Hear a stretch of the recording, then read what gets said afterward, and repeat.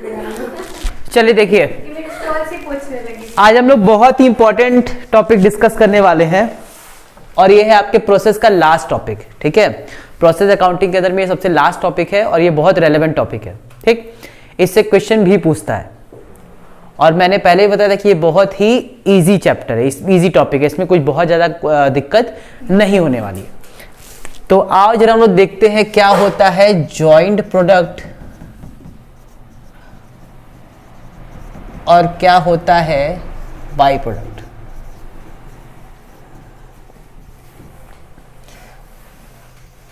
ठीक है, अब आओ देखो मेरी बात ध्यान से। ये एक बड़ा सा मशीन है या कह सकते हो इनपुट हम लोग यहां से करते हैं। ठीक, मैंने यहां पे इनपुट किया। इनपुट में क्या किए होंगे? मटेरियल किए होंगे, बोलो। लेबर भी लगा होगा, एक्सपेंसेस भी लगे होंगे और कुछ ओवरहेड भी लगे होंगे। इतने चीज लगे होंगे, बोलो। इतना चीज लगा होगा और इसमें कुछ प्रोडक्ट बन रहा होगा। ठीक, लेकिन एक पॉइंट ऐसा आता है कि यहां से दो प्रोडक्ट निकल जाते हैं। ठीक, बना रहे थे हम एक प्रोडक्ट, लेकिन कितने निकल गए? दो। जिसमें एक होता है आपका मेन प्रोडक्ट। क्या होता है? Main product. और एक होता है आपका बाई प्रोडक्ट। पहले तो समझते हैं कि सर ये होता क्या है। मेन प्रोडक्ट का मतलब कि वो प्रोडक्ट जिसको मैं एक्चुअल बनाने के लिए ये प्रोसेस स्टार्ट किया था। मेन प्रोडक्ट का मतलब वो प्रोडक्ट जो जिसको बनाने के लिए मैंने मेनली ये क्या किया था? प्रोसेस स्टार्ट किया था। ठीक, और मेन प्रोडक्ट निकालते ही साथ में उसके साथ साथ में एक और प्रोडक्ट निकल रहा है। ठीक, और इसी में हम एक और चीज ऐड करने का मेरी बड़ा इच्छा आ रही है। चलो हम एक चीज और ऐड कर देते हैं कि एक और प्रोडक्ट निकलता है। तीन तरह के प्रोडक्ट निकले, मेन प्रोडक्ट, बाय प्रोडक्ट और एक और निकला।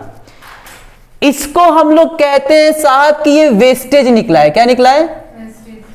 कुछ ऐसा भी चीज निकल सकता है पदार्थ, ठीक, वेस्ट के तौर पे, जो कि बिकता है कूड़े के भाव। किसके भाव? कूड़े के भाव।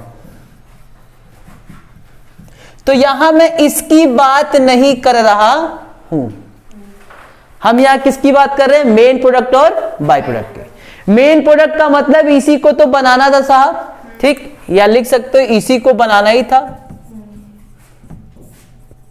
मेन मेरा फोकस इस पे था और ये उसके साथ में निकल गया। लेकिन इसके साथ विशेषता यह है कि ये कूड़ा भी नहीं है। इसमें बोला गया कि अगर मैं इसको थोड़ा सा इसमें हम कुछ और भी प्रोसेस कर दें तो इसका अच्छे दाम में क्या हो जाएगा? बिक जाएगा।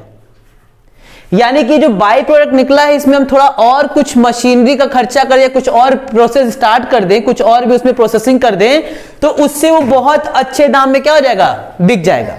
लेकिन हां, ये उस दाम में नहीं बिकेगा जिस दाम में क्या बिकेगा? मेन प्रोडक्ट, क्योंकि ये तो बनाना था, ये उसके साथ निकल गया। लेकिन ये वेस्ट नहीं है, इसकी भी कुछ ना कुछ क्या है? वैल्यू है। और वे वैल्यू कैसे आती है? इसमें हो सकता है कुछ और प्रोसेसिंग की जरूरत पड़े और हम उसको सेल कर दें, या ये भी हो सकता है कि हमको प्रोसेस करने की जरूरत ना पड़े, ये सीधे यहीं से क्या हो जाए? बिक जाए। दोनों हो सकता है। या तो ये निकला यहीं और ऐसा निकला है कि हम इसको अभी बेच सकते हैं, वो भी हो सकता है। या ये भी हो सकता है कि जो निकला है अभी उसमें अगर हम थोड़ा बहुत और प्रोसेस कर दिए तो ये क्या हो जाएगा? इसको हम और अच्छे से बेच सकते हैं। और ये तो हमारा है ही मेन प्रोडक्ट। ठीक, इसमें तो और प्रोसेसिंग की जरूरत पड़ेगी ही पड़ेगी। इतनी बात समझ में आई? तो ये हमारा मेन प्रोडक्ट है और इसकी सेल वैल्यू हाई होती है। सेल वैल्यू क्या होगी? सबसे हाई होगी। इसकी वाली थोड़ी कम होगी, थोड़ी कम होगी। और ये तो वेस्ट है ना। कुछ आ रही बात समझ में? तो सर उसका नहीं होता है? वो कूड़े के भाव बिक जाएगा। स्क्रैप 2 रुपया 5 रुपया किलो बिक जाएगा, बिकेगा वो भी। ठीक, जैसे सिंपल सी बात है, मान लो शुगर केन से हम चीनी बना रहे हैं। ठीक, शुगर केन से क्या बना रहे हैं? चीनी। तो शुगर केन को जब डालेंगे तो ईख होगा, ईख का निकलता है वो घास फूस की तरह, पूरा कचरा के तौर पे। अब वो कचरा हुआ मेरा वेस्ट, उसको भी लोग खरीदते हैं 2 रुपया 5 रुपया किलो। उस किसी किसी के लिए वो भी काम की चीज है, उसी से वो हो सकता है बांस का पेपर बनाए, कुछ भी बनाए, वो उनके लिए कुछ काम का चीज होगा। तो ये मेरे लिए तो वेस्ट हो गया, मैंने उनको 2 रुपए 5 रुपए के हिसाब से क्या कर दिया, कूड़े के हिसाब से बेच दिया। अब शुगर केन बनाते समय हो सकता है कि उसी से जैजरी बने तुम्हारा, जिसको हम लोग बोलते हैं गुड़, ठीक, और एक हमारा चीनी, ठीक। अब गुड़ हो सकता है हम गुड़ ही बनाने वाले हो तो मेरा मेन प्रोडक्ट भी हो सकता है, लेकिन अगर मेरा मेन फोकस किस पे था, चीनी पे था, तो अगर उसके साथ गुड़ निकल रहा है तो हमारा क्या हो जाएगा, बाई प्रोडक्ट, जिसमें अगर मैं थोड़ा और फिनिशिंग करके बेचूं तो उसका अच्छा खासा दाम निकल जाएगा। कुछ कंसेप्ट समझ में आ रहा है?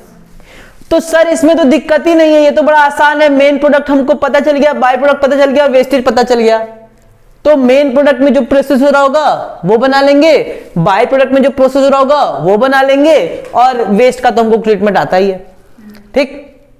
तो सर मामला कहां फंसेगा? अब देखो मामला कहां फंसता है, ये बताओ, इसके बाद अगर मैं खर्चा करता हूं इस पे, मान लेते हैं हमने 1 लाख का खर्चा किया इस पे, तो बताओ ये पूरा का पूरा 1 लाख का खर्चा किसका था? मान लेते हैं इसको मैं x कहता हूं, इसको मैं y कहता हूं, और इसको तो मैं कुछ नहीं कहता हूं, बेकार है। यहां के बाद 1 लाख रुपए का खर्चा इस पे हुआ, तो ये 1 लाख का खर्चा किसका माना जाएगा? x का माना जाएगा। ये इस पे मैंने 60,000 का खर्चा किया, तो ये पूरा 60,000 खर्चा किसका माना जाएगा? y का माना जाएगा। लेकिन अगर मैंने यहां पे 3,60,000 का खर्चा किया, अब मामला फंसा कि नहीं? कि ये 3,60,000 किसका है? तो गुड़ वाले प्रोसेस तक का। अगर मैं इसका बोल दूंगा तो भी गड़बड़, क्यों? क्योंकि इस 3,60,000 में जो मटेरियल लगा है, जो लेबर लगा है, जो एक्सपेंस लगा है, जो ओवरहेड लगा है, वो इस पे भी तो लगा है, इसके लिए भी तो लगा है, बोलो। और अगर मैं इस पे चार्ज कर दूं ये 3,60,000, तो ये वाला कहेगा अरे मेरे पे भी तो लगा है मटेरियल, लेबर, ओवरहेड। भाई इसी में तो मटेरियल का कुछ हिस्सा इधर गया होगा और इसी में से कुछ मटेरियल का हिस्सा इधर गया होगा, तो 3,60,000 आखिर में किसकी कॉस्ट मानूं? अगर मैं इसकी टोटल मान लूंगा तो बताओ इसकी कॉस्ट कितनी हो जाएगी? 4,60,000, और इसकी कॉस्ट कितनी रहेगी? 60,000। ये तो बेचारा खुश, क्यों खुश? क्योंकि उसका कम लग रहा है। कम इसलिए लग रहा है क्योंकि मेरा सारा खर्चा तुम ले लिए, ठीक। यानी कि इसमें अगर मेरा खर्चा लगा भी होगा तो हमको उसमें ऐड नहीं किया गया, यानी कि मेरी कॉस्ट क्या है? कम दिख रही है, ठीक। ये बेचारा उदास हो गया। क्यों उदास हो गया? क्योंकि भैया साहब इस पे पूरा का पूरा 4,60,000 नहीं लगा है, इसका भी कुछ हिस्सा किसमें रहा होगा? इसमें रहा होगा। तो पहली समस्या हमारे पास सामने क्या आती है कि इस खर्चे को किस तरीके से एलोकेट किया जाए, किस तरीके से बांटा जाए। अगर हम ये बांटना सीख गए तो हमारा आधा काम खत्म। अब समझना मेरी भान ध्यान से, ये जो मटेरियल, लेबर, एक्सपेंस, ओवरहेड लगा है, बताओ ये क्या लगा है? जॉइंटली लगा है कि इंडिविजुअली लगा है? जॉइंटली लगा है। जॉइंटली लगा है तो इसी को हम क्या कर सकते हैं? Joint product. काम खत्म। तो अगर आपसे कोई पूछता है साहब joint product and by product में जॉइंट प्रोडक्ट का मतलब क्या होता है, तो बोलोगे जॉइंट प्रोडक्ट वो खर्चा होता है जो मेन प्रोडक्ट और बाई प्रोडक्ट में एक साथ कंबाइंड रूप से लगा होता है, यानी कि वो मटेरियल, वो लेबर, वो एक्सपेंस, वो ओवरहेड जो टोटली लगा होता है किस पे? मेन और बाई को मिला करके। और ये जो होता है 1 लाख, इसको बोलते हैं सेपरेटेड कॉस्ट, या कह सकते हो सेपरेशन कॉस्ट, या कह सकते हो सेपरेट कॉस्ट, और इसको भी क्या कर सकते हो? Separate cost. ये अलग अलग कॉस्ट है इनकी। इतनी कहानी समझ में आ रही है? कोई दिक्कत? पक्का? ठीक। तो हम लोगों ने जॉइंट प्रोडक्ट देख लिया, हम लोगों ने मेन प्रोडक्ट देख लिया, और हम लोगों ने बाई प्रोडक्ट देख लिया, ठीक। और ये हमारा नॉर्मल वेस्टेज, नॉर्मल जैसे ट्रीटमेंट करेंगे उसके बारे में लोग चर्चा करेंगे। यहां तक कोई समस्या है? ठीक, कोई दिक्कत? क्या अब हम थोड़ा पढ़ सकते हैं? हाँ सर, अब आप पढ़ सकते हैं। लिख रहा है in certain industries 2 or more than 2 products of equal significance and value are produced simultaneously in a process। बस मेरी बात सुनो, ठीक है। मैंने क्या बोला? कुछ ऐसी इंडस्ट्री होती है जहां पे 2 या 2 से अधिक प्रोडक्ट इक्वल सिग्निफिकेंस, यानी कि एक बराबर उनकी क्या होती है? वैल्यू की होती है, निकलती है। And value are produce simultaneously का मतलब एक साथ, एक बार एक, फिर दूसरी बार दूसरा, ठीक, यानी कि एक एक करके निकलते हैं, ठीक। Such products are called joint products. Motor speed, kerosene oil, fuel oil, lubricating oil, ये सब एग्जांपल दिया हुआ है। ठीक, अच्छा, कि एक कच्चे तेल से, क्रूड पेट्रोलियम से, कच्चे तेल से क्या क्या निकलता है? केरोसिन ऑयल निकलता है, फ्यूल ऑयल निकलता है, लुब्रिकेटिंग ऑयल निकलता है, वैक्स निकलता है, टार निकलता है, कई सारे आपके चीजें निकलती हैं। सिर्फ किससे? एक कच्चे पेट्रोल से। ठीक है, तो ये सब के सब इक्वल सिग्निफिकेंस है, तो इसको हम लोग क्या बोलते हैं? Joint product. क्या बोलते हैं? Joint product. ठीक है, अब उसके नीचे एक और डेफिनेशन तुमको दिया हुआ है, two or more product separated in the course of the same processing operation. Two or more than two product, ठीक, separated from the main process या फ्रॉम द सेम प्रोसेस, ये तो बोला है। ठीक, और the same processing operation usually requiring further processing. Normally उनको further क्या चाहिए? प्रोसेसिंग भी करना पड़ता है। इसको 1 लाख का प्रोसेस करो, इसको 60,000 का। ठीक, अच्छा, each product being in such proportion that no single product can be designated as a major product. इसमें हम ये नहीं कह सकते कि भैया कौन सा मेन और कौन सा बाई। ठीक, बेसिकली क्या है इसका कहने का मतलब है कि जब हम जॉइंट प्रोडक्ट की बात करते हैं तो जॉइंट प्रोडक्ट में हम ये नहीं बोल सकते कि कौन सा मेन और कौन सा बाई, तो हम उसको क्या बोलते हैं? Joint product. लेकिन अगर हम अलग अलग कर सकते हैं, ठीक, कि ये मेजर सिग्निफिकेंस का है और ये उसके साथ निकल रहा है, तो हम इसको क्या बोलेंगे? मेन प्रोडक्ट और बाई प्रोडक्ट। यानी कि अगर दोनों की वैल्यू सेम हो गई, यानी कि सर इसकी वैल्यू और इसकी वैल्यू सेम हो गई, तो हम बोलेंगे कि ये भी जॉइंट प्रोडक्ट है और ये भी क्या है? Joint product. क्यों? क्योंकि दोनों की वैल्यू क्या है? सेम। इतनी बात समझ में आ रही है? लेकिन अगर किसी एक की वैल्यू ज्यादा है और किसी एक की वैल्यू थोड़ी कम है, तो हम बोलते हैं मेन प्रोडक्ट और बाई प्रोडक्ट। इतनी कहानी समझ में आ रही है? हाँ sir. So joint products are those जो कि सेम प्रोसेस से निकलता है, आगे चल के वो सेपरेट हो जाता है और दोनों के दोनों इंपॉर्टेंस वैल्यू क्या है? सेम होती है। अब बाई प्रोडक्ट देखें, बोलो। जॉइंट प्रोडक्ट का मतलब सब सेम होगा और बाई प्रोडक्ट में क्या होगा? एक थोड़ा ज्यादा वैल्यू का होगा और एक थोड़ा कम, और जो कम वैल्यू का होगा उसी को हम क्या बोलेंगे? By product. अब पढ़ लेते हैं। कह रहा है products recovered from materials discarded in a main process or from the production of some major product where the material value is to be considered at the time of severance from the main product। अब देखो सीधी से क्या कर रहा है, main product जब हम बना रहे थे तो उसी के साथ साथ में सीवियरली मतलब अलग से एक और प्रोडक्ट मेरा निकल जाता है, ठीक, और उसी को हम क्या नाम दे दिए? बाई प्रोडक्ट का नाम दे दिए। ठीक, सो उसके नीचे 3-4 चीजें और लिखा है, पढ़ लेना उसको। Come forth as a result of the production of the process, क्योंकि वो क्यों निकला है? मेन प्रोडक्ट को निकालते समय उसके साथ साथ में एज अ रिजल्ट निकल जाता है। ठीक, are produce from the discarded material of the scrap of the main product. जो मेन प्रोडक्ट का जो स्क्रैप होगा, स्क्रैप का मतलब जो उसमें से चीजें निकली हैं या जो डिस्कार्ड हुई है, उसी से बाई प्रोडक्ट निकलता है। ठीक, अब इसको जैसे हमने बताया ना कि जब चीनी बना रहे थे तो हो सकता है कुछ जो गुड़ की जैजरी जिसको बोलते हैं वो निकल गई हो चीनी बनाते समय, यानी कि मेन प्रोडक्ट बनाते समय क्या हो गया? वो निकल गया, तो हमने उसको क्या कर दिया? बेच दिया। ठीक, क्लियर हो गया? Possess of value which can be obtain by the sale of. उसके बाद से हमको जैसे एग्जांपल दिया है, इन डेयरी इंडस्ट्री बटर और चीज is the main product but butter milk is the by product. जब हम मक्खन बना रहे होते हैं या चीज बना रहे होते हैं तो उसके साथ साथ में छाछ निकलता है जिसको बोलते हैं बटर मिल्क। तो बटर मिल्क निकल रहा है लिक्विड फॉर्म में, तो हमने बोला कि इसको फेंकने से अच्छा है कि इसको भी क्या कर दो? बेच दो, क्योंकि इसकी मार्केट में क्या है? वैल्यू है। तो मेन हम क्या बना रहे थे? बटर और चीज, और उसके साथ में क्या निकल गया? Butter milk. तो जो बटर मिल्क या छाछ है उसको भी हम क्या कर दिए? बेच दिए। ये वेस्ट हमारा नहीं है, ये हमारा बाई प्रोडक्ट, ये बाई प्रोडक्ट है। क्यों? क्योंकि इसकी मार्केट में क्या है? वैल्यू है। ठीक, अच्छा, उसी तरीके से जब ऑयल रिफाइन करते हैं तो पेट्रोल हमारा मेन प्रोडक्ट है, लेकिन उसके साथ अगर सल्फर निकलता है या केमिकल फर्टिलाइजर निकलता है या कुछ मिनरल्स निकलते हैं तो वो हमारे क्या हो जाएंगे? By product. अब मेरे ख्याल से तुम्हारा क्लियर हो गया थोड़ा बहुत। ठीक, अब इसका ट्रीटमेंट हम लोग देख लें।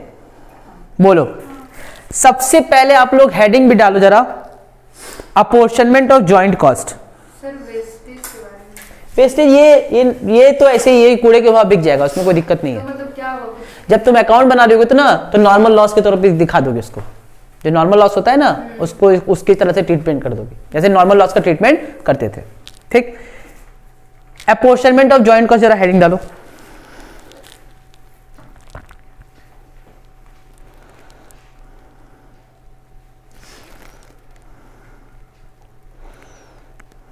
ठीक है, अब सुनो, इस फिगर को ध्यान दो क्योंकि ये फिगर बहुत इंपॉर्टेंट है।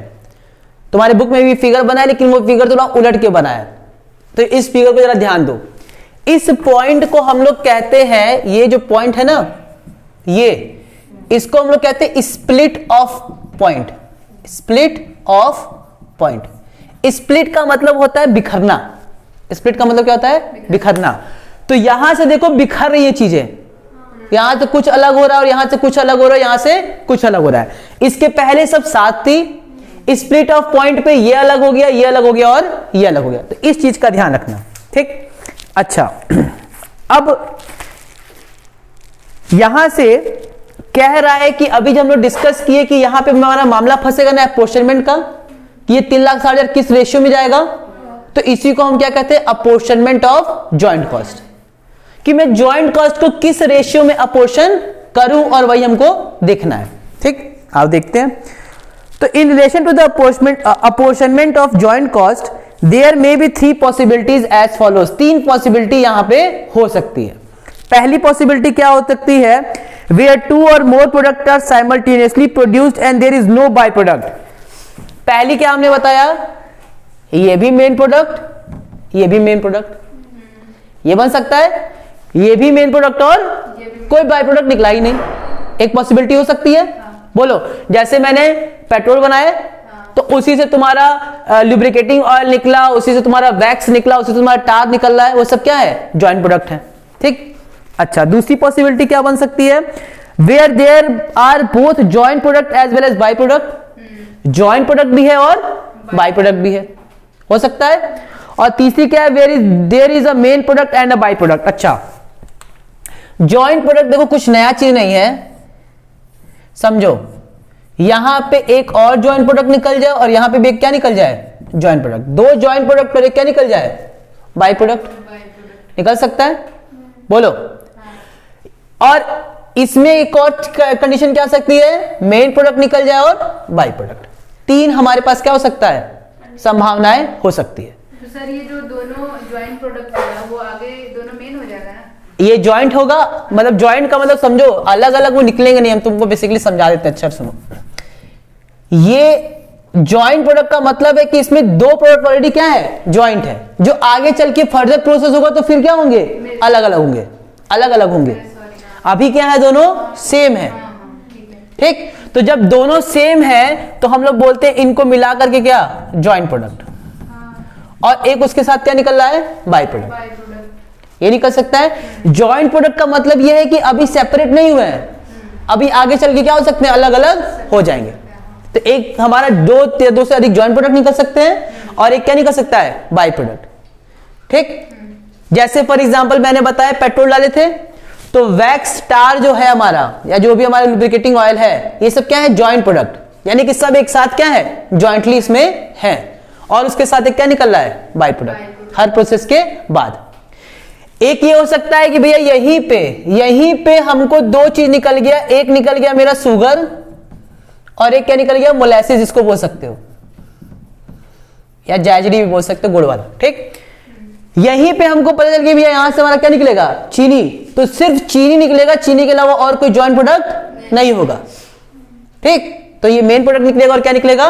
By product. अगर इसके पहले एक और कुछ होता तो ये joint product। अगर इसके साथ कुछ और जॉइंटली होता तो कहते हैं जॉइंट प्रोडक्ट और बाय प्रोडक्ट। लेकिन इसमें हमको पता है कि भैया हमको चीनी ही बनाना था और इसमें क्या है? चीनी ही है, तो बस शुगर मेन प्रोडक्ट, और ये क्या हो गया? By product. यानी कि हमारे पास क्या संभावना हो सकती है? या तो दोनों के दोनों मेन प्रोडक्ट, कोई बाय प्रोडक्ट नहीं, या ये हो सकता है एक जॉइंट हो और एक क्या हो? बाय प्रोडक्ट हो, या ये हो सकता है एक मेन प्रोडक्ट हो और एक बाय प्रोडक्ट हो। यही 3 संभावनाएं हो सकती है, इसके अलावा कोई संभावनाएं नहीं हो सकती। अब ये जो है आपका नेक्स्ट पॉइंट, वो है आपका methods of apportionment. 5 method use होते हैं किसके? अपॉर्शन करने के। यानी कि इस 3,60,000 को बांटने के हमारे पास कितने प्रोसेस हैं? 5। ठीक। ठीक, अब चलो पांचों के बारे में समझते हैं। ठीक, जरा हेडिंग डालो, methods of apportionment of cost. ठीक है, देखो ये 5 मेथड होता है अपॉर्शनमेंट का। सर अपॉर्शनमेंट मतलब आप क्लियर ही नहीं किए तो अपॉर्शनमेंट एक बार जरा देख लो, फिर से एक बार वो फोटो बना दे रहे हैं। ये स्प्लिट ऑफ पॉइंट था, ठीक, स्प्लिट ऑफ, और इसके ऊपर मेरा जॉइंट कॉस्ट लगा था, और जॉइंट कॉस्ट मान लेते हैं लगा है मेरा 3,60,000 एग्जाम्पल के तौर पे। ठीक, और ये क्या क्या लगा होगा, इसमें मटेरियल लगा होगा, लेबर लगा होगा, एक्सपेंसेस लगा होगा और ओवरहेड लगा होगा। ये सब मिला के 3,60,000 निकला। ठीक, यहां से हमारे कई सारे प्रोडक्ट निकल रहे हैं। ठीक, मान लेते 3 निकल रहा है। ठीक, और एक हमारा वेस्टेज था गंदा वाला, तो ये हमारा हो गया वेस्टेज। ये है मेरा प्रोडक्ट एक्स, प्रोडक्ट वाई और प्रोडक्ट जेड, ये आ गया। ठीक, यहां तक कोई दिक्कत नहीं। अब कह रहा है कि पहला जो मैं, अब इसको कैसे आप अपोर्शन करोगे 3,60,000, वही मेथड हमको क्या करना है, सीखना है। तो पहला क्या बोला है, फिजिकल मेजरमेंट और फिजिकल यूनिट मेथड। ये कर अभी फिजिकली चेक कर लो कितना कितना यूनिट यूज हुआ है, और उसी के हिसाब से क्या कर दो, बांट दो। तो सर कैसे यूज हुआ होगा, मैंने बोला कि मान लेते हैं कि 1000 किलो हमने डाला था यूनिट। ठीक, और हम देख रहे हैं कि इसमें मेरा यूज हो गया है 600, इसमें यूज हो गया है 300 और इसमें यूज हो गया है 100 किलो यूज हुआ है। ठीक, तो हम लोग क्या करते हैं, इसी के हिसाब से क्या कर देते हैं, बांट देते हैं 6:3:1 में। आ गई बात समझ में? हमने 1000 डाला और हम देख रहे हैं कि 600 किलो इसमें यूज हुआ है, 300 किलो इसमें यूज हुआ है और 100 किलो इसमें यूज हुआ है। तो हम क्या कर देते हैं, किस रेशियो में बांट देते हैं, 6:3:1। ठीक, और इसको हम लोग क्या कहते हैं, फिजिकल यूनिट मेथड, यानी कि फिजिकली हम लोग चेक कर देते हैं कितना कितना किलो कौन कौन सा मटेरियल यूज किया है। यहां तो कोई दिक्कत नहीं। दूसरा क्या बोल रहा है, एवरेज यूनिट कॉस्ट मेथड। ये तो सबसे आसान है। इसमें क्या करेंगे, एवरेज कॉस्ट निकाल लेंगे। एवरेज कॉस्ट कैसे निकलता है सर, तो total joint cost, total joint cost ये वाला, और उसको डिवाइड कर देंगे टोटल आउटपुट से। ठीक, मान लेते हैं कि इससे भी मेरा यही आउटपुट, ये तो किलो हमने यूज किया था ना, अब हम कहते हैं कि ये आउटपुट हुआ 600, 300 और 100, इतना आउटपुट हुआ है। तो बताओ कितना आउटपुट हुआ, 6 3 9 1 10, यानी कि कितना यूनिट हुआ, 1000 यूनिट, ये आउटपुट हो गया। और टोटल कॉस्ट कितनी बैठी है, 3,60,000। तो इसको डिवाइड कर देंगे अगर, तो मेरा निकल जाएगा ना 360, तो हमारी क्या आ गई, यूनिट कॉस्ट आ गई। और इसी यूनिट के हिसाब से जो जितना इतना यूनिट बन रहा होगा उससे क्या कर देंगे, मल्टीप्लाई कर देंगे, तो हमारा निकल जाएगा। ये 1 यूनिट का निकल गया होगा, एक का निकल गया, अब जितना इतना आउटपुट निकल रहा होगा उसके हिसाब से बांट देंगे। ये 2 चीज समझ में आई, average cost of physical unit. Physical unit का मतलब क्या हो गया कि मैंने जितना किलो यूज हुआ उसके हिसाब से क्या कर दिए, बांट दिए। दूसरा हम लोगों ने क्या पढ़ा, एवरेज कॉस्ट। इसमें क्या करेंगे, एक एवरेज कॉस्ट निकाल देंगे और इसी पे क्या कर देंगे, बांट देंगे। यहां तक कोई दिक्कत? तीसरा मार्केट प्राइस मेथड, नाम से क्लियर हो रहा होगा कि मार्केट में इनकी क्या प्राइस है। मान लेते हैं सपोज हम एक्स बनाते हैं, वाई बनाते हैं और क्या बनाते हैं, जेड। एक्स की मार्केट में प्राइस कितनी है, 600 रुपए। वाई की मार्केट में प्राइस कितनी है, 300 रुपए, और जेड की प्राइस कितनी है, 100। तो इसी रेशो में ये कर देंगे, जॉइंट कॉस्ट को बांट देंगे। आ रही बात समझ में? बोलो भाई, ये इनकी तो मार्केट प्राइस अवेलेबल होगी ना मार्केट में। मान लो पार्ले जी हो गया, कुछ भी बनाते हैं तो हमको पता ही भैया पार्ले जी 5 रुपए का बिकता है, 4 रुपए का बिकता है, तो वो क्या हो जाएगी, उसकी मार्केट प्राइस, और उसी मार्केट प्राइस के बेसिस पे बांट देंगे। ठीक, तो मेरे ख्याल से ये इन तीनों में कोई दिक्कत नहीं है। क्लियर हो गया? थोड़ी सी पंचायत सिर्फ किसमें है, इसमें भी कोई ज्यादा कुछ खास पंचायत नहीं है, थोड़ी सी बस है। और लास्ट तुम्हारा है क्या, पॉइंट वैल्यू सर्वे मेथड। इसमें क्या है कि हम कई सारे फैक्टर्स को ध्यान में लेकर के प्राइसिंग करते हैं। ठीक, हालांकि इस पे हम लोग को बहुत डिटेल में पढ़ना नहीं, क्योंकि इसको यूज ही नहीं करते हम लोग।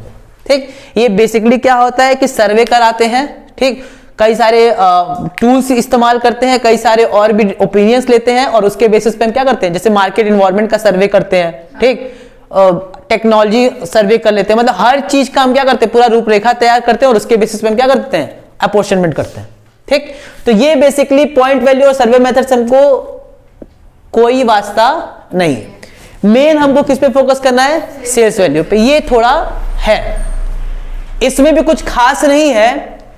इसमें अगर तुम्हें सेलिंग प्राइस पता है तीनों की, इसकी, इसकी और इसकी, ठीक, सेलिंग प्राइस अगर आपको पता है तो सेलिंग प्राइस के बेसिस पे बांट दो। अगर आपको सेलिंग प्राइस पता है तीनों की तो किस पे बांट दो, सेलिंग प्राइस पे। ठीक, अगर सेलिंग प्राइस नहीं पता है तो आप मतलब सेलिंग प्राइस पता है तो ठीक है, अगर सेलिंग प्राइस है और अगर आप सेल वैल्यू भी पता कर सकते हो। सेल वैल्यू मतलब समझते हो क्या होता है, सेल वैल्यू का मतलब होता है, सेलिंग प्राइस का मतलब होता है, मान लेते हैं 30 रुपया, 20 रुपया और 10 रुपया, ये क्या हो गई सेलिंग प्राइस। ठीक, अगर आप सेल वैल्यू नहीं निकाल पा रहे हो, क्या नहीं निकाल पा रहे हो, तो किस में बांट दो, सेल प्राइस पे। लेकिन अगर आप सेल वैल्यू निकाल सकते हो, और सेल वैल्यू निकालना कोई बहुत बड़ी बात नहीं है, सेल वैल्यू का मतलब क्या होता है, selling price into unit sold, बस selling price into unit sold. तो हमको यहां पता है कि हम कितना बेच रहे हैं, 600 किलो, 300 किलो और 100 किलो। तो हम क्या करेंगे, 600 किलो वालों को 30 से मल्टीप्लाई कर देंगे, 300 वाले को 20 से और 100 वाले को 10 से, 100 से। ठीक, तो ये जो निकलेगा ये क्या निकल जाएगा, सेल वैल्यू। तो अगर आपको सेल वैल्यू नहीं पता कर पा रहे हो, अगर आप सेल वैल्यू नहीं पता कर पा रहे हो तो किस में बांट दो, सेलिंग प्राइस पे। लेकिन अगर आप सेल वैल्यू पता कर सकते हो तो उस केस में किस में बांटो, सेल वैल्यू पे। आ रही बात समझ में, क्योंकि सेलिंग प्राइस तो दोनों ही केस में दिया रहेगा।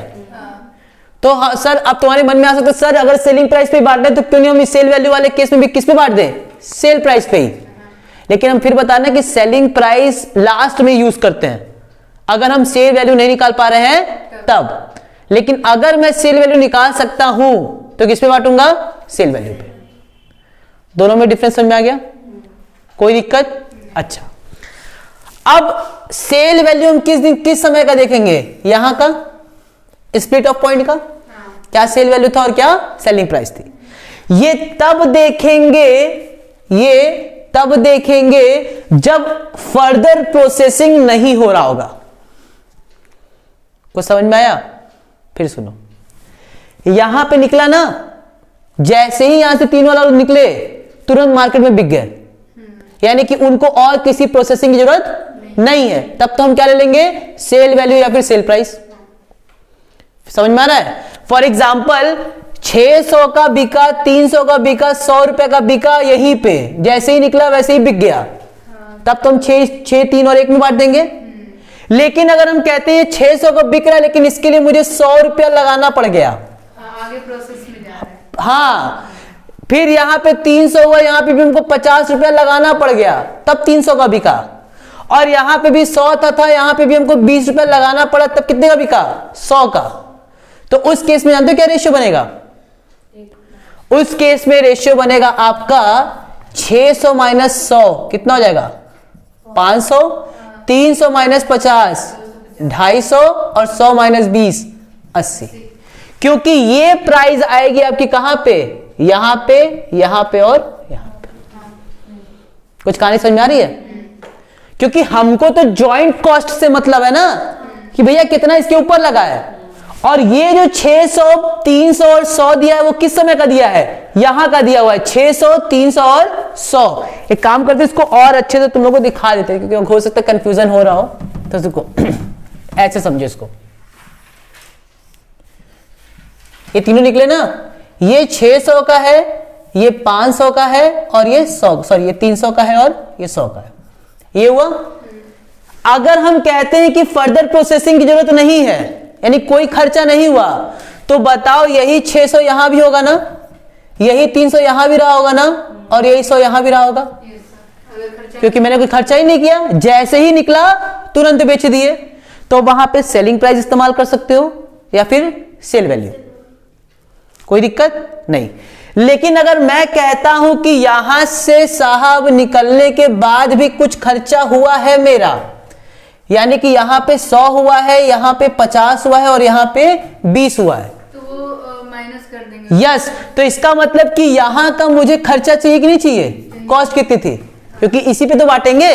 तो फिर हम क्या करेंगे, सेल वैल्यू में से 100 माइनस कर देंगे, यानी कि फर्दर प्रोसेसिंग कॉस्ट माइनस कर देंगे, यहां से भी 50 माइनस कर देंगे और यहां से भी 20, तब जाकर के हमको ये वाली वैल्यू पता चलेगी। कोई दिक्कत? ठीक। तो अगर क्वेश्चन में फर्दर प्रोसेसिंग नहीं हो रहा होगा तो इसका मतलब कि तुमको यही कि सेल वैल्यू और सेल प्राइस दिया हुआ है, तो अगर सेल वैल्यू दिया होगा तो सेल वैल्यू में बांट देना, और अगर सेल प्राइस दिया होगा तो सेल प्राइस में। इतनी कहानी समझ में आई। फर्दर प्रोसेसिंग की जरूरत होगी तो हम लोग देखेंगे कि भैया कितना रुपया और खर्चा हो रहा है, तो सेल वैल्यू में से वो वाला प्राइस क्या कर देंगे, माइनस कर देंगे। कुछ कहानी समझ में आ रही है।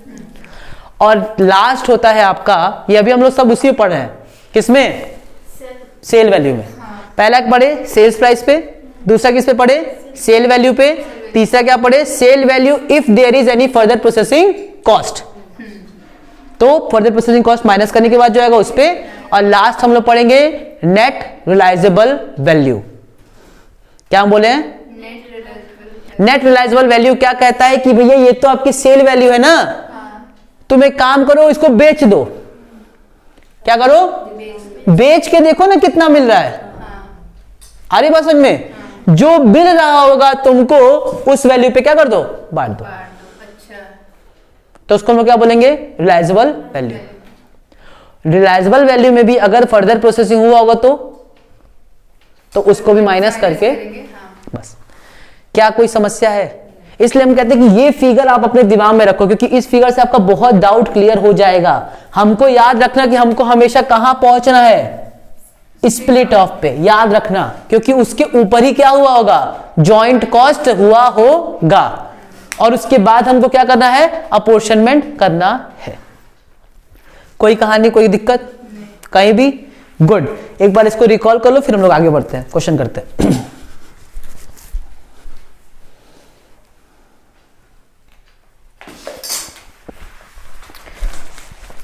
देखो सेल वैल्यू वाले में हम पैराग्राफ नहीं पढ़ रहे, हम सिर्फ वो 4 पॉइंट पढ़ रहे हैं। उसमें पहला लिखा है selling price at the split off point. ठीक, हम क्या ले लेंगे सेल वैल्यू मेथड में, सेलिंग प्राइस ले लेंगे। ठीक, अगर सेलिंग प्राइस नहीं है तो हम क्या ले लेंगे, सेल वैल्यू अगर निकाल सकते तो sale value at the time of split off. तीसरा क्या बोला है, sale value after further processing, और लास्ट क्या बोला है, नेट रियलाइजेबल वैल्यू। इन चारों चीज को शायद हम बता चुके हैं आपको। ठीक, इन्हीं चारों के हिसाब से क्या कर देंगे, बांट देंगे। ठीक, क्वेश्चन देखें। चलो तब एक काम करो, 24 देखो। हाँ 24। अरे मेरे पास बुक है।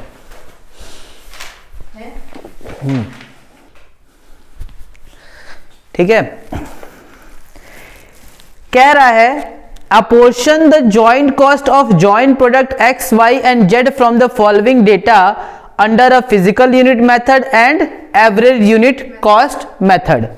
X, Y, Z का रॉ मटेरियल यूज्ड बोला है 12,000, 30,000 और 18,000, और यूनिट दिया हुआ है 3,000, 2,000 और 1,000, यानी कि टोटल कितना, 6,000।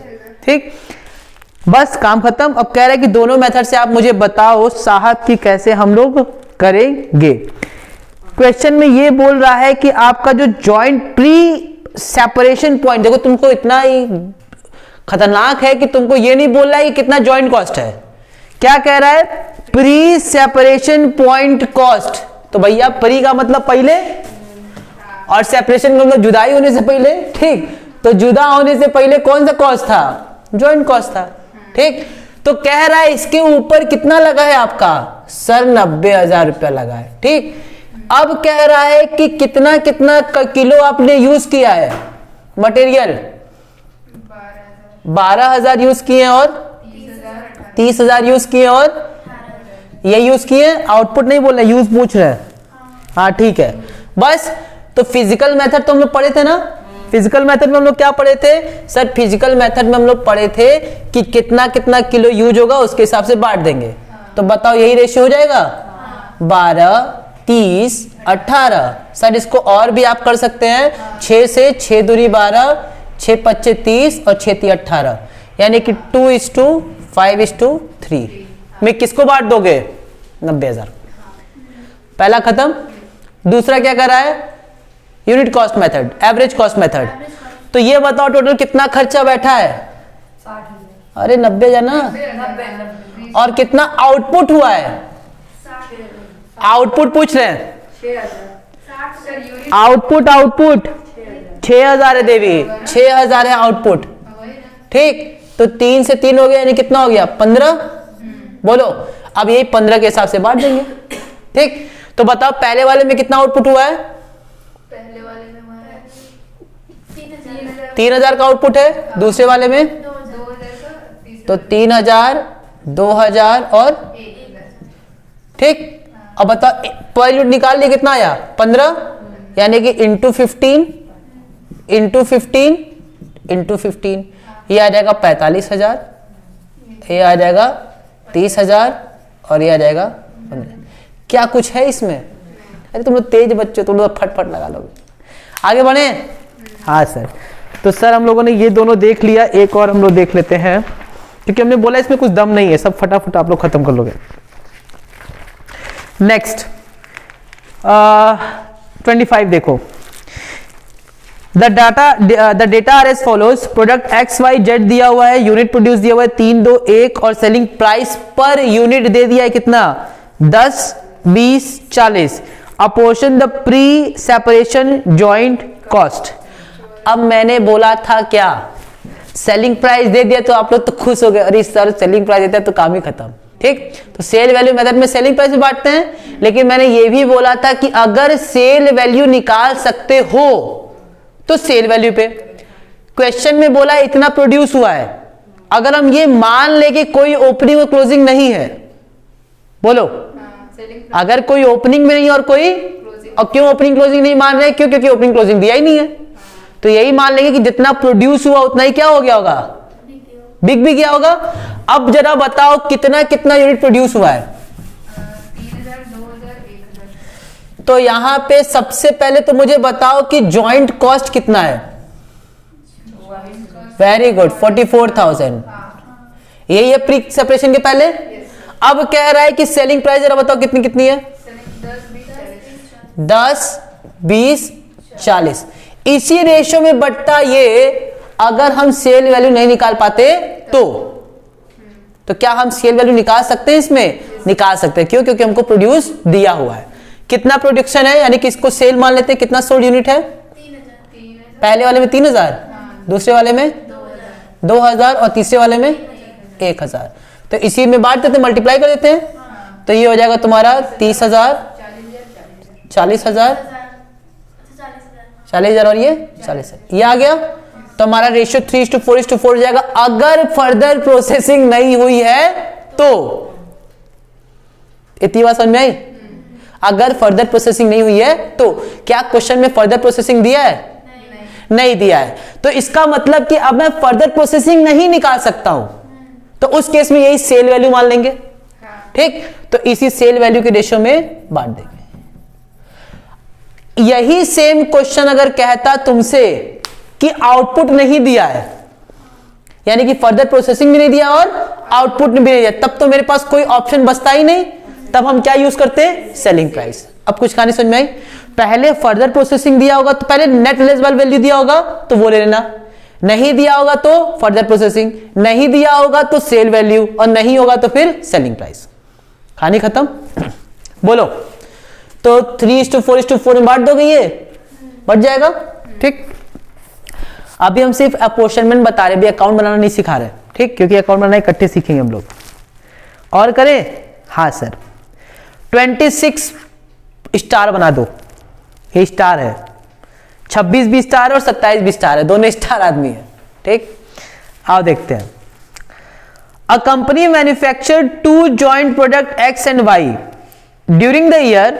600 units of X and 400 units of Y were manufactured and sold in the market at rupees 8 and 10 per unit respectively। जल्दी से बताओ, ये बोला है कि इसको मैंने मार्केट में सोल्ड किया। ठीक, कितने में? 8 और 10, यानी कि सेलिंग प्राइस। बोलो the joint cost of these products as the split off point was कितना 6400। जल्दी से बताइए 6400 क्या है? प्री सेपरेशन कॉस्ट यानी कि जॉइंट कॉस्ट। ठीक, हाँ सर। और सेलिंग, एक काम करिए सर आप बनाते भी चलिए साथ में।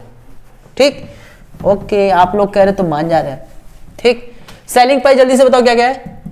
सेलिंग प्राइस है 8 और 10। यानी कि दो ही है ना बस, एक 8 है और एक 10। जल्दी से बताओ जॉइंट कॉस्ट कितना है? 6400। मतलब इतना तो मेरे ख्याल से तुम लोग फिगर बना लोगे, कुछ है ही नहीं दम। फिर क्या कह रहा है कि एंड फर्दर प्रोसेसिंग कॉस्ट आ गया 300 और 500, यानी कि यहां से यहां पहुंचने में साहब 300 रुपए लग गए। बोलो, और यहां से यहां पहुंचने में कितने लग गए? 500। फिगर से तुम्हारा समझ लो आधा तो काम ही खत्म। ठीक, और कुछ भी बोला है क्या क्वेश्चन में? 600 यूनिट एक्स और वाई, यानी कि यूनिट भी हमको पता है, तो यही सोल्ड यूनिट भी मान लेते हैं क्योंकि ओपनिंग क्लोजिंग दिया नहीं है। तो 600 और 400। अच्छा, फिर से एक बार रिकैप करते हैं। अगर सेलिंग प्राइस दिया है, सेल वैल्यू दिया और फर्दर, तो सबसे पहले देखते हैं कि फर्दर निकाल पा रहे हैं कि नहीं।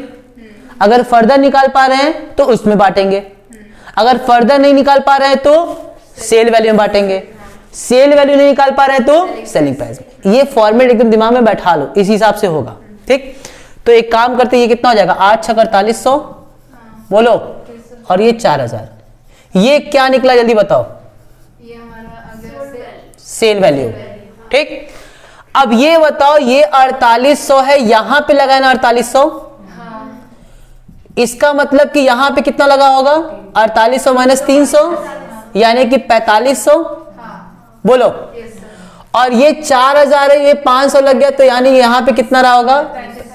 कितने तुम लोग तेज बच्चे हो, बढ़ गया 4500 × 3500, यानी कि हम इसको काट सकते हैं। हाँ सर काट सकते हैं, तो ये हो जाएगा 45 × 35, 5 का पारा पढ़ दो, 9:7, 9 7 16, ये कट जाएगा।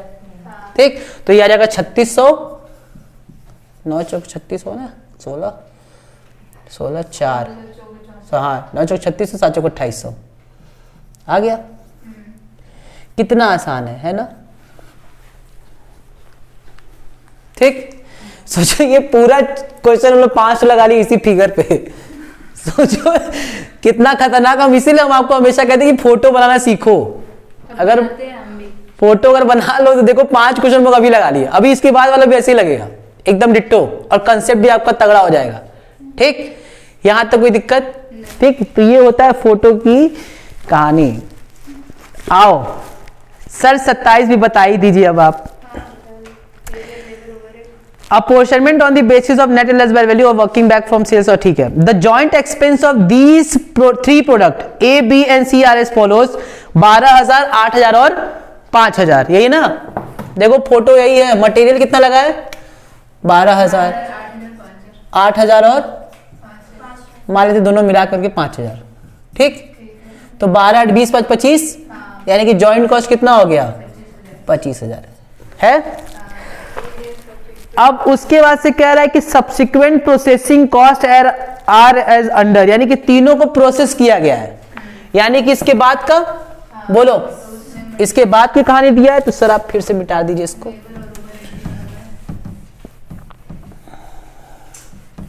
इसके बाद की कहानी दी है, कितने 3 है ना यूनिट? कम स्पेस, इससे कम थोड़ा लग रहा है ये भी। लग रहा है कोई स्पेसशिप उड़ रहा है, रॉकेट उड़ने वाला है, देख रहे हो? ठीक, अच्छा अब मुझे बताओ, यहां पे कह रहा है कि साहब तीनों में मटेरियल लेबर लगा है, मटेरियल लगा है, लेबर लगा है, ओवरहेड लगा है, मटेरियल लगा है, लेबर लगा है, ओवरहेड लगा है, मटेरियल लगा है, लेबर लगा है, ओवरहेड लगा है। मटेरियल जरा फटाफट तो कितना लगा है? 1500 इसमें। तुम लोग लिख लोगे ना इसको, हम टाइम नहीं वेस्ट करेंगे। किन तीनों मिला के कितना लगा? पहले में 3000, दूसरे में 2000। समझ गए ना कैसे किए? तुम लोग अलग अलग लिखना लेकिन। ठीक, और तीसरे में कितना लगा है? 2000। ठीक, फिर क्या बोला है क्वेश्चन में? टोटल सेल्स टोटल सेल्स दिया हुआ है 20। देखो तुमको सेल वैल्यू दिया हुआ है, टोटल सेल्स कितना है? 20,000 20,000 दिया है 15,000 8,000 20,000 15,000 8,000। अब हम एक तुम लोग से लॉजिक पूछना चाहते हैं, सारे बच्चे मुझे आंसर बताएंगे। कहीं क्वेश्चन में प्रॉफिट भी दिया है क्या? कितना? और 30%, 20% और 25%। वो सेल पे दिया है ना, हाँ तो इसी का निकालेंगे। बताओ जरा इसका 30% कितना आएगा? 600 आएगा 20,600 देख लेते हैं। ठीक, बताओ जरा 20,000 का कितना 30%? 600 नहीं 6,000 आएगा। 6,000 आ गया। तो बताओ ये 20,000 में 6,000 ऐड करेंगे कि माइनस करेंगे तो यहां पहुंचेंगे? सर ऐड करेंगे ना। बोलो सर माइनस करेंगे ना, क्योंकि प्रॉफिट अगर जुड़ा है तो फिर माइनस करेंगे बोलो। तो आएगा। सर प्रॉफिट तो ऐड करेंगे ना। बोलो, हमको क्या पता है? बोलो क्या करेंगे? माइनस करेंगे। माइनस करेंगे। हाँ मैं यहां पे 26 लिखूं कि 14 लिखूं? 14 लिखेगा। ठीक, माइनस कर देंगे। हाँ वही तो। सर माइनस 14 कहाँ से आया? 20 में से 6 आएगा तो कितना बचेगा? 14,000। 20,000 है। 20,000 सेल, हाँ प्रॉफिट है 6,000 का। तो भाई हम तो वापस यहां पहुंच रहे हैं ना, तो मुझे यहां पहुंचने के लिए क्या करना पड़ेगा? 6,000 माइनस करोगे, अब आ गया 14,000। ये 15,000 है, बताओ इस पे कितना प्रॉफिट था? 20% है। तो 15,000 का 20% 3,000, 1000 हो जाएगा। यानी कि हमारे पास कितना रहा होगा यहाँ पे? 12,000। फिर बताओ यहाँ पे टोटल 8,000 है, कितना परसेंट है? 25% है। 25% यानी कि 1/4 यानी कि 2,000। हाँ तो ये कितना हो जाएगा? 6,000। 6,000 हो जाएगा। इतना आया। अभी मेरा काम नहीं खत्म हुआ है, हमको कहां पहुंचना है? ऊपर। ठीक, तो 14,000 में से कितना माइनस करेंगे? 3,000। कितना आ गया? 11,000। 12 में से 2 माइनस करेंगे कितना आएगा? 10,000। और 6,000 में से 2,000 माइनस करेंगे कितना आएगा? 4,000। अब हो गया। ठीक, अब ये हमारा हो गया। ठीक, सॉल्यूशन तुम देखोगे थोड़ा टेक्निकल लगेगा, लेकिन पहले कंसेप्ट समझो, हम सब बता देंगे कैसे वो करेगा। ठीक, पहले कंसेप्ट तगड़ा करो। समझ में आ रहा है कुछ? यानी कि हमको मेरी पहली प्रायोरिटी कहां है? यहां पहुंचने की। लो यहां पे फिनिश लाइन लिख दे रहे हैं। तुम लोग रेस कर रहे हो और तुमको कहां पहुंचना है? फिनिश लाइन पे। यहां पहुंचना है किसी भी तरीके से। ठीक, अगर सीधे ये दे दिया तो यही बांट देना, उसके नीचे का दिया है तो पहले वहां से वहां पहुंचना। ठीक, और याद रखना कॉस्ट हमेशा ऐड होता रहता है। तो अगर ये दिया होगा तो इसका मतलब यहां पहुंचने के लिए क्या करेंगे? माइनस करेंगे। ठीक, इसमें एक घुमाने के लिए तुमको क्वेश्चन पूछ सकता है कि यहां पे तो सेल पे दे दिया प्रॉफिट परसेंट, कभी कभी तुमको कॉस्ट पे दे सकता है, तो कॉस्ट को किस में कन्वर्ट करोगे? सेल्स में। और ये सब तुम लोग को आता होगा, कॉस्ट को कैसे सेल्स में। Estimated profit on cost. Yes, तो कॉस्ट को कैसे सेल में कन्वर्ट करते हैं हम ऑलरेडी 2-3 क्लास बता चुके हैं। ठीक, तो ये सब मेरे ख्याल से हो जाएगा। पक्का? कोई दिक्कत? क्या अब हम अकाउंट पे आए? ठीक, यहां तक में अगर कोई समस्या है तो पूछो, नहीं तो फिर हम लोग आगे बढ़े। नहीं यहाँ तक तो नहीं, अब ये बनाना बता दीजिएगा। हम अकाउंट बनाना सिखाएंगे थोड़ा। ठीक है, इसको पहले लिख लो। हाँ।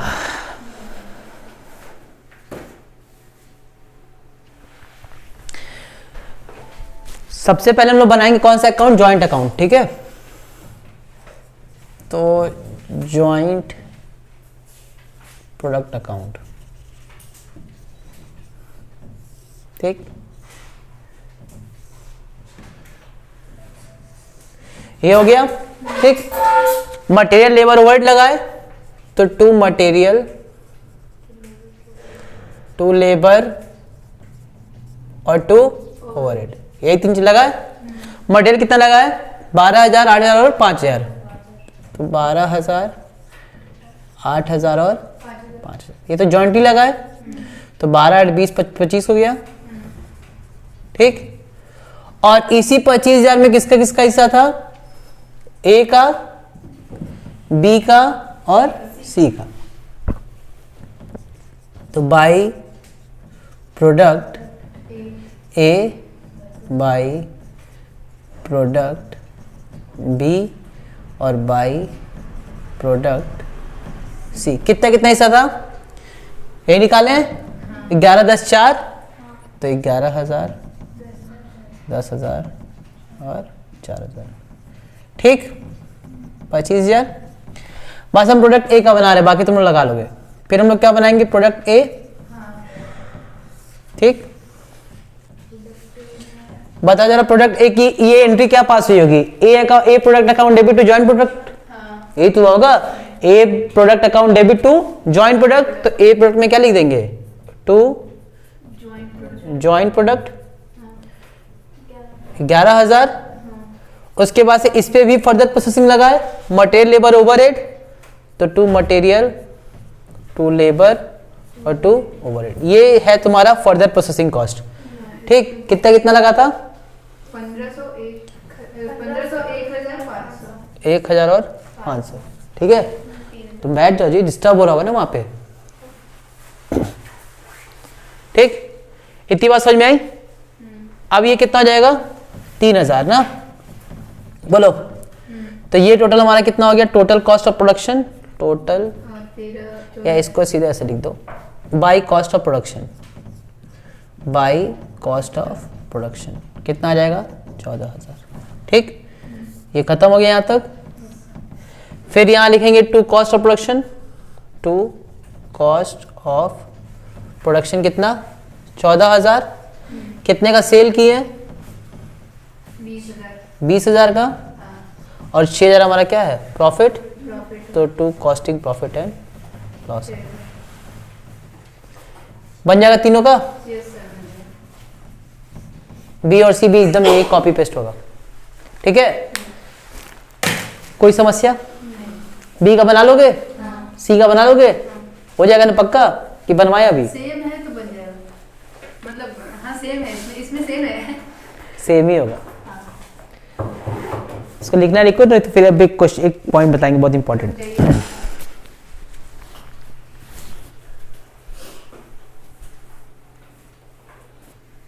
Accounting treatment of by product, ठीक है। अब जरा सुन देखो क्या कह रहा है।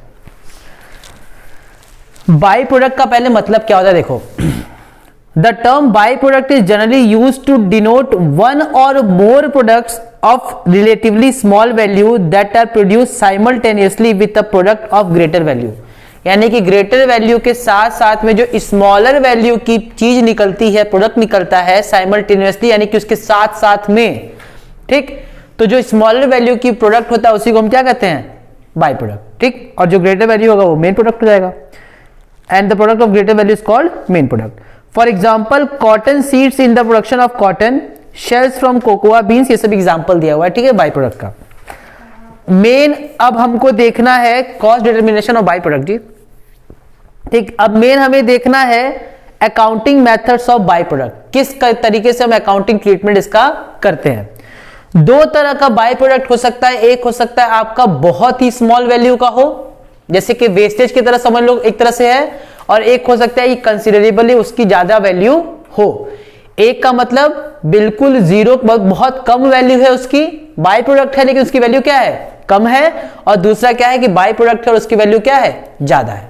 अच्छा, जब बाय प्रोडक्ट की स्मॉल वैल्यू होगी तब the selling price of some by product is very low as compare to main product and they do not require further processing.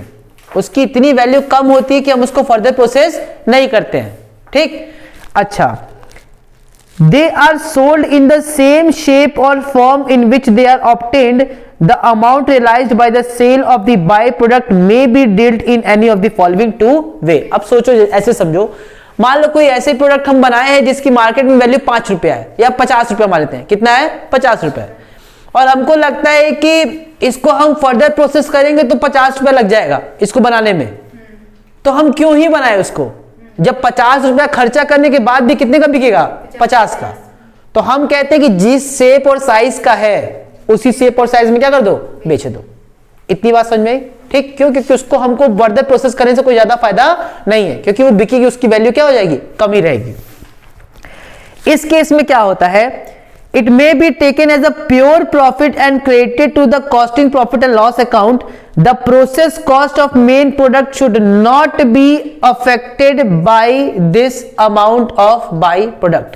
अब सुनो ध्यान से, हम कह रहे हैं कि 25,000 रुपया लगा है, इसमें जॉइंट प्रोडक्ट है, इसका मतलब कि इसमें मेन प्रोडक्ट भी होगा और बाई प्रोडक्ट भी होगा, यही तो अब तक पढ़े हैं। लेकिन हम कह रहे हैं कि बाई प्रोडक्ट की वैल्यू बहुत ही कम है, नील के बराबर है, बहुत कम है, ठीक, उसकी वैल्यू क्या है, काफी कम है। तो हम ये कहते हैं कि एक काम करो, जब इसकी वैल्यू ही कम है तो इसका मतलब कि इस पे भी कोई खर्चा इसका हुआ नहीं होगा भाई, इसको बनाने के लिए इसमें कोई खर्चा नहीं हुआ होगा। अगर हुआ होता तो उसकी वैल्यू कुछ तो होती, आ रही बात समझ में। तो हम इस मान लेते हैं फॉर एग्जांपल 25,000 है, ठीक, और इस 25,000 में कह रहे हैं कि जो बाई प्रोडक्ट निकल रहा है उसकी मार्केट में वैल्यू बहुत मान लेते हैं 1,000 के आसपास है। तो हम इस 25,000 को इस 1,000 के हिसाब से अपोर्शन नहीं करते हैं क्योंकि इसकी वैल्यू बहुत क्या है, कम आ रही है। तो हम कहते हैं कि ये पूरा का पूरा 25,000 किसका रहा होगा, मेन प्रोडक्ट का रहा होगा, ठीक। और इसको हम प्योर प्रॉफिट मान लेते हैं और प्योर प्रॉफिट मान करके इसको costing and profit and loss में ट्रांसफर कर देते हैं। फिर बोले, फिर सुनो, हमने बोला कि ये मेरा जॉइंट प्रोडक्ट लगा, जॉइंट कॉस्ट, इसमें तुम्हारा मेन प्रोडक्ट का भी खर्चा है और बाई प्रोडक्ट का भी खर्चा है। फिर मैंने बोला कि जो बाई प्रोडक्ट का खर्चा जब हम अपोर्शन करने जा रहे हैं तब मैंने देखा कि बाई प्रोडक्ट की जो वैल्यू आ रही है वो बहुत कम आ रही है। तो क्यों हम पंचायत में फंसे कि भैया अपोर्शन करें जब उसकी वैल्यू बहुत कम आ रही है। इसका मतलब ये हो गया कि ये जो खर्चा है ये इसके लिए हुआ ही नहीं है, ये खर्चा किसके लिए होगा, मेन प्रोडक्ट बनाने के लिए। तो इसको हम प्योर प्रॉफिट मान लेंगे और इसका खर्चा हम इसके अंदर कोई भी अपोर्शनमेंट नहीं करेंगे। कुछ कहानी समझ में आ रही है, ठीक। तो सर 1,000 जो है वो प्रॉफिट मान, वो प्योर प्रॉफिट हो जाएगा, यानी कि ये 25,000 पूरा खर्चा किसका हो जाएगा, मेन प्रोडक्ट का, ठीक।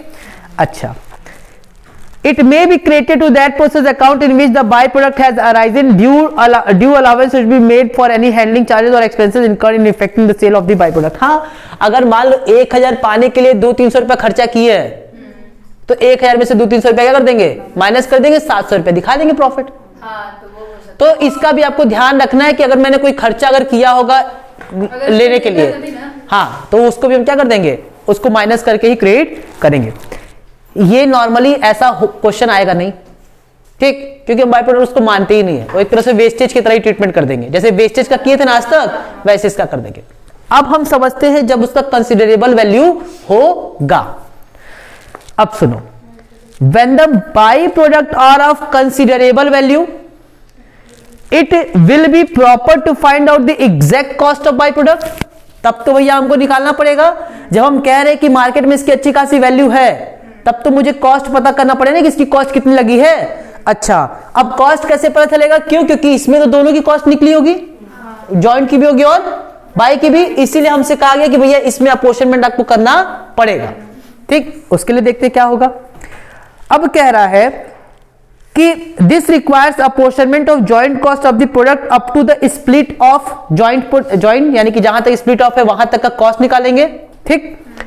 The cost of the byproduct up to the split off point will be debited to a byproduct account and credited to the main product account. इसका मतलब कि ध्यान से सुनो, ये कह रहा है कि अगर बाय प्रोडक्ट की वैल्यू कंसिडरेबल होगी, ठीक, तो उसका जो कॉस्ट होगा वो मेरे मेन प्रोडक्ट के भी कॉस्ट को अफेक्ट करेगा। आ रही बात समझ में। अब देखो कोई रॉकेट साइंस नहीं है, बहुत सिंपल सी चीजें समझो। अगर हम कहते हैं कि ये पूरा का पूरा 25,000 हम इसमें चार्ज कर दिए, समझो, अगर मैंने पूरा का पूरा 25,000 इसमें चार्ज कर दिया, पहले तो 25,000 पूरा इसमें चार्ज कर दो, और फिर अगर हमको पता चल गया कि अच्छा नहीं रुको, इसमें भी है 8,000 रुपया, तो बस इस 8,000 को किसमें से माइनस कर दो, 25,000 में से। तो पहले तो पूरा का पूरा किसमें ट्रांसफर कर दो, मेन प्रोडक्ट में, ठीक, और जो इसका हिस्सा होगा उसको हटा दो, काम खत्म।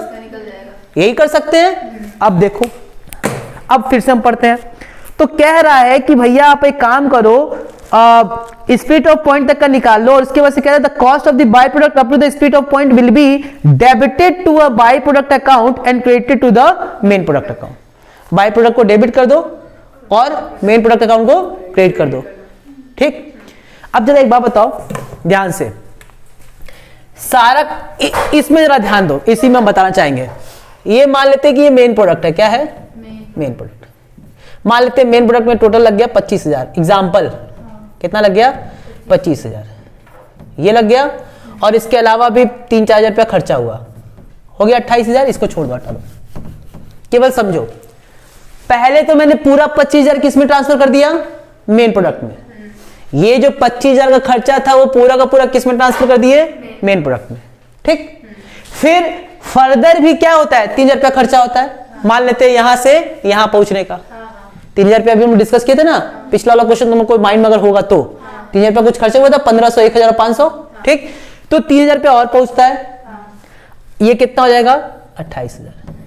ठीक, अब अगर हम कहते हैं साहब कि इस 25,000 में 11,000 किसका, मान लेते एग्जांपल के तौर पे 11,000 बाई प्रोडक्ट का है, किसका है, तो क्या मैं इसको ऐसे लिख सकता हूं, बोलो हो सकता है?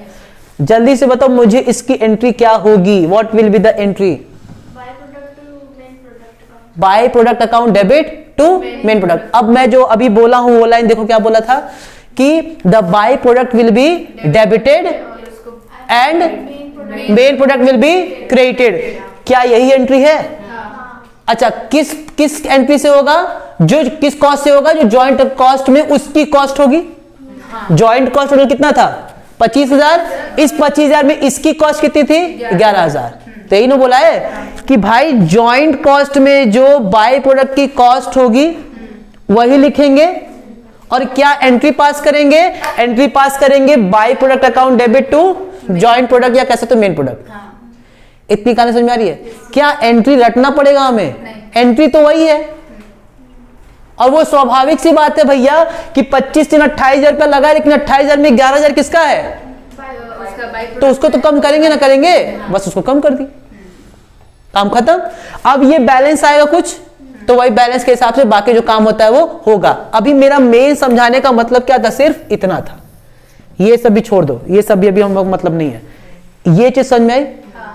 ठीक, तो पहले एक काम क्या करेंगे हम लोग, जॉइंट प्रोडक्ट भी कैसे आया है, जॉइंट प्रोडक्ट का मतलब क्या हो गया, to material to labour to overhead, यानी कि इसकी एंट्री क्या पास करेंगे, जॉइंट प्रोडक्ट नहीं, टू मटेरियल टू लेबर और टू ओवरहेड। पहले ये लिख देंगे, फिर उसका हिस्सा निकाल देंगे, उसको माइनस कर देंगे, जो बैलेंस आएगा वो बैलेंस के बाद से हम बाकी का काम करेंगे। इतनी कहानी समझ में आई? क्वेश्चन हालांकि हम उठाएंगे कल ही, लेकिन फिलहाल इतना चीज समझ में आया? बोलो। तो इतना चीज आप लोग बहुत अच्छे से पढ़ के आइएगा, कल हम लोग क्वेश्चन उठाएंगे क्योंकि इसमें टाइम लगेगा आधे घंटे। ठीक, यहां तक अगर कोई दिक्कत है तो पूछ लो। कोई समस्या? क्यों बाय प्रोडक्ट क्रिएट हुआ समझ में आया? और अगर ये कंसिडरेबल वैल्यू नहीं रहा तो ये लिखेंगे ही नहीं, पूरा 25,000 इधर डेबिट, ठीक, और वो PL costing profit and loss है, जैसे नॉर्मल लॉस करते हैं 50 रुपए है तो by costing profit and loss नहीं, तो अगर वो इसका अगर बाई प्रोडक्ट का 50 रुपए है और उसमें कोई वो नहीं दिखाया है, मटेरियल लेबर या फिर कोई भी खर्च नहीं दिखाया है, नहीं करेंगे, नहीं करेंगे ना, प्रॉफिट में नहीं, बस प्रॉफिट में बोलते हैं उसको, उस पर खर्चा करेंगे ही नहीं ना। जब हमको पता है कि भैया इसकी सेल वैल्यू कम है तो क्यों खर्चा करें, नहीं करेंगे। ठीक, कहानी को समझ में आ रही है? पक्का इस पर हम लोग क्वेश्चन हालांकि कल करेंगे, अब तक कोई डाउट नहीं है तो चलो फिर ठीक है, तब इसको कर लेना।